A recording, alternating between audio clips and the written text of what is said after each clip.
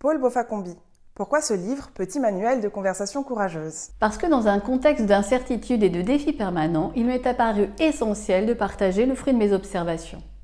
Après 20 ans passés aux côtés de dirigeants et d'équipes, je peux en effet affirmer sans ambiguïté que la santé d'une équipe et son degré d'efficacité sont directement proportionnels à la capacité de leurs dirigeants et de leurs équipes à mettre les bons sujets sur la table. À poser tous les sujets sur la table, y compris et peut-être même surtout ceux qui nous mettent un peu dans l'inconfort, ceux qui pourraient nous faire prendre un risque, ceux qu'on pourrait tenter de passer sous silence ou de mettre sous le tapis. Or, c'est précisément quand la culture de l'entreprise, la culture de l'équipe permet, et voire même encourage, à mettre ces sujets sur la table, à avoir ces conversations courageuses, que l'équipe et l'entreprise se portent le mieux. Concrètement, quel bénéfice y a-t-il à cette culture de conversation courageuse?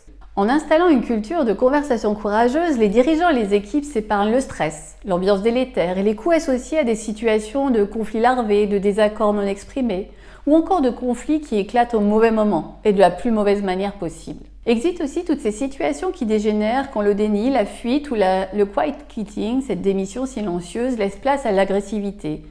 L'agressivité provoquée in fine par ce qui n'est pas dit, ce qui n'a pas été traité, ce qui n'a pas été transformé. Ainsi, dans toutes les organisations que j'ai eu la chance d'accompagner, où dirigeants et équipes ont été à même d'établir et de renforcer constamment cette culture de conversation courageuse, c'est-à-dire cette culture de responsabilité et de confiance réciproque. Les équipes sont plus diverses, plus inclusives.